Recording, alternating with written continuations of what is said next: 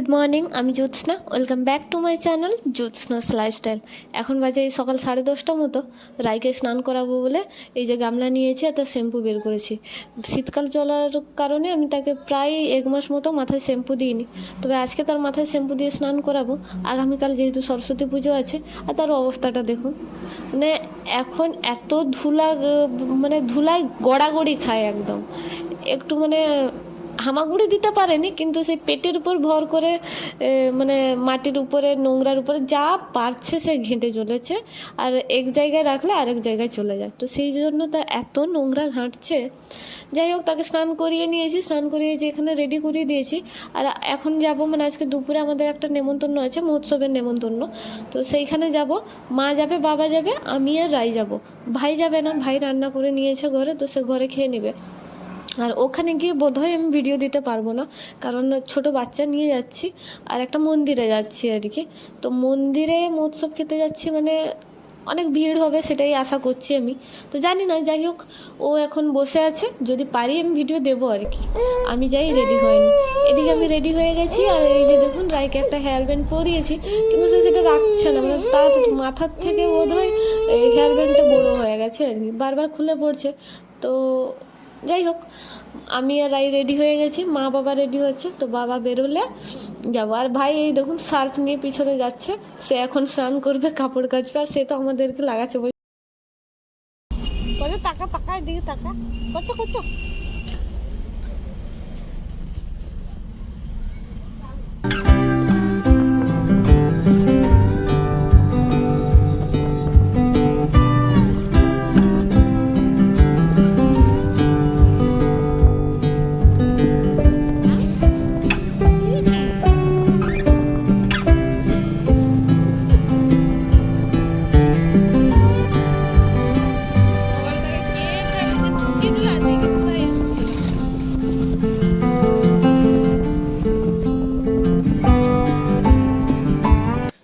ভাই যেমনটা বলেছিল তার থেকে বোধহয় একটু বেশি হয়ে গেল, এত ভিড় হয়েছিল যে পা ফেলার জায়গা নেই। খাওয়া তো দূরের কথা, যে কোনো মুহূর্তে কোনো না কোনো একটা বিপদ ঘটে যেতে পারে। ছোট বাচ্চা নিয়ে তো সেখানে যাওয়াই উচিত হয়, উচিত নয় আর কি। আমি তো জানতাম না, গেছিলাম। যাই হোক, রায়কে তো খাওয়াতে পারিনি, আর আমরা কোনো মতে খেয়ে এসেছি। তো যারা নেমন্তন্ন করেছিলেন তারা রায়ের জন্য এই পায়েস একটু দিয়ে দিয়েছিলেন, যে বাড়িতে খাইয়ে দেবেন। তো সেই জন্য মা এখন রায়কে বসিয়ে পায়েস খাওয়াচ্ছেন, আর বাবা গেছে ঠাকুর আনতে বলতে বললাম আগামীকাল সরস্বতী পুজো। আর আমাদের পাড়ায় এবছর প্রথম এইটা আর কি, এটা প্রথম বর্ষ। এই বছর সরস্বতী পুজোর উদ্বোধন হবে আর কি, এই বছর থেকে সরস্বতী পুজো স্টার্ট। সেই জন্য মাইক ঠাকুর আনতে গেছে। তো সন্ধেবেলা আবার প্যান্ডেল করতে হবে, তো সেই সব কিছু আপনাদের সাথে শেয়ার করব। এই ব্লগটা স্পেশালি থাকছে সরস্বতী পুজোর উপরে, তো সেটাই কন্টেন্ট। আর এই প্যান্ডেলটা কিন্তু ভাই নিজের হাতে করেছে, এবছর প্যান্ডেল ভাড়া করে করা হয়নি, নিজে বাঁশ বেঁধে ঘরের যে কাপড়গুলো থাকে মায়েদের, মা কাকিমা জেঠিমারা সবাই দিয়েছে, আর সবাই মিলে করেছে, বাকিরাও করেছে। তবে প্যান্ডেলটাই যে ভাই করেছে, কেমন হয়েছে জানাবেন।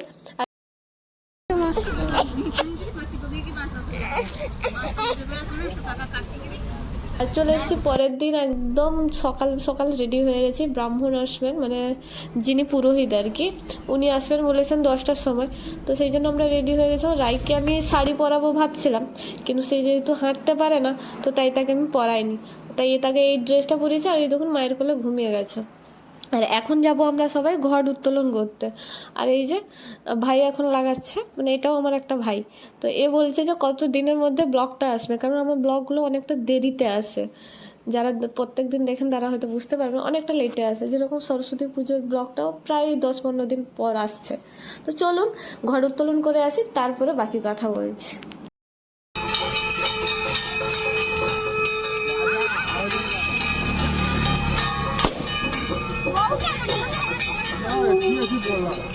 জলকে মারতে জলকে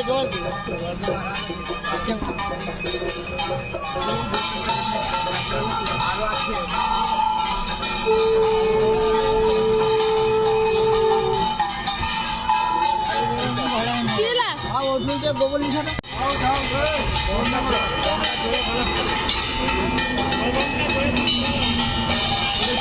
ব্রাহ্মণ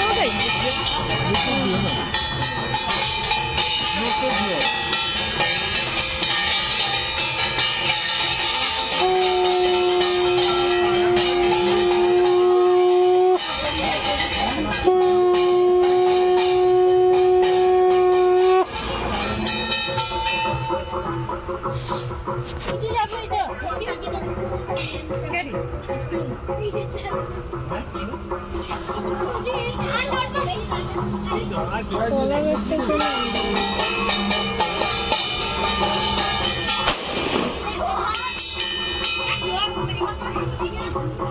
थोड़े आवाज से दूर हो रही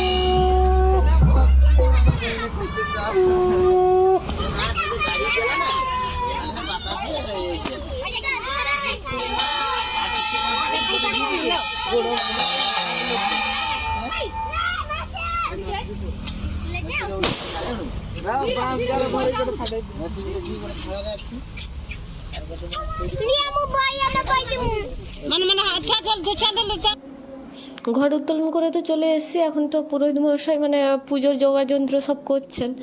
আর আমার মা, কাকিমা, জেঠিমা মানে আমাদের পাড়ার সব মেয়ে বউরা মিলে ফল কাটাকাটি করছে। আর এই দিকে দেখুন এই পুচকে পুচকে বাচ্চাগুলোকে আমি মানে মিউট করে রাখলাম এই কারণে, কারণ কপিরাইট আসবে সেই জন্য, কারণ মাইকে গান বাজছে আর এরা নাচ শুরু করে দিয়েছে।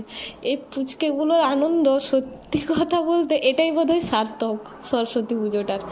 যাই হোক, পুচকে পুচকে বাচ্চাগুলো মানে শাড়ি পরে এত নাচ শুরু করেছে। আর এদিকে পুষ্পাঞ্জলির তোড়জোড় শুরু হয়েছে, সবাই পুষ্পাঞ্জলি দিতে মানে এসছে আর কি। আমি আর কয়েকজন আছি, আমরা পরের বারে নেব, তাই আমি ভিডিওটা করতে পারছি। তো আপনাদেরকে দেখিয়ে দিচ্ছি, আমার বেলায় হয়তো ভিডিও করা হয়তো ভালো না।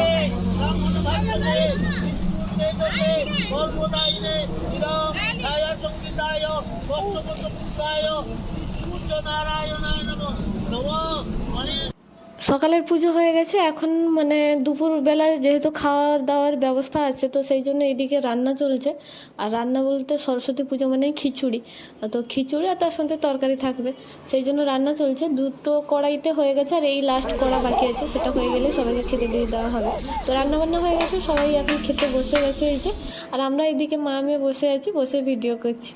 আর রায়ের দুষ্টুমি দেখুন, শুধু সবাই এতজনকে দেখে তার এটা দেখুন, মানে ঘুম চলে এসছে চোখে কিন্তু তাও ঘুম নেই। আর এইটাই হয় মানে তার অনুষ্ঠান কিছু হলে মাইক টাইক বাজলে যত ঘুম থাকুক যত যাই হোক, আমাদের গ্রামে যে পুজো হয়েছিল সেদিনও সেরকম করেছিল, মানে ঘুম থাকলেও সে ঘুমাবে না, খাওয়ার ইচ্ছে থাকলেও খাবে না। যাই হোক, এখন পুরো এসছি সন্ধেবেলা মায়ের সন্ধ্যা আরতি হবে, তো সেই জন্যই যে সবাই চলে এসছে। তো সন্ধ্যা আরতি শুরু করছি।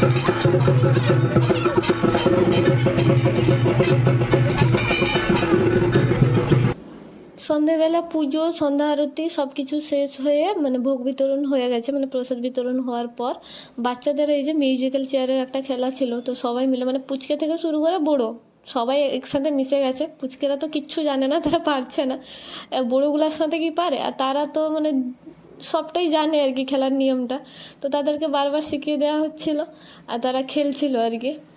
তো চলুন তাদের খেলাটা দেখাই। আর মানে যে গানে হচ্ছিল সে গানটা আমি দিতে পারবো না, সেই জন্য মানে মিউট করে দিয়ে আমি একটা মিউজিক দিয়ে দিচ্ছি আর কি।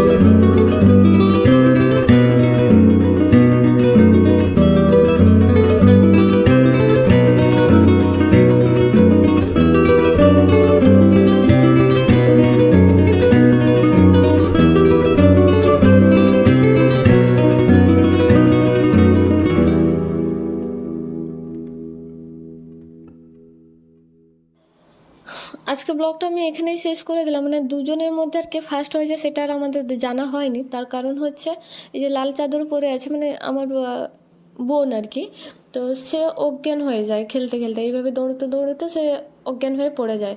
তার কারণ হচ্ছে সে সকালবেলাও নাকি পড়ে গেছিলো, তো সকালবেলা আমি ছিলাম না, আমি দেখিনি, এখন নিজের চোখে মানে একদম সামনাসামনি দেখলাম। তো এমনিতে অ্যাসিডিটি হয়ে গেছিলো, তার উপর আজকে যেহেতু সরস্বতী পুজো ছিল, স্কুলে গেছে, এখানে পুজো, তো একটু ঘোরাফেরা খাওয়া দাওয়ার টাইমে হয়নি, সেই কারণে অ্যাসিডিটি, তার উপর শরীর দুর্বল, এই করতে সে অজ্ঞান হয়ে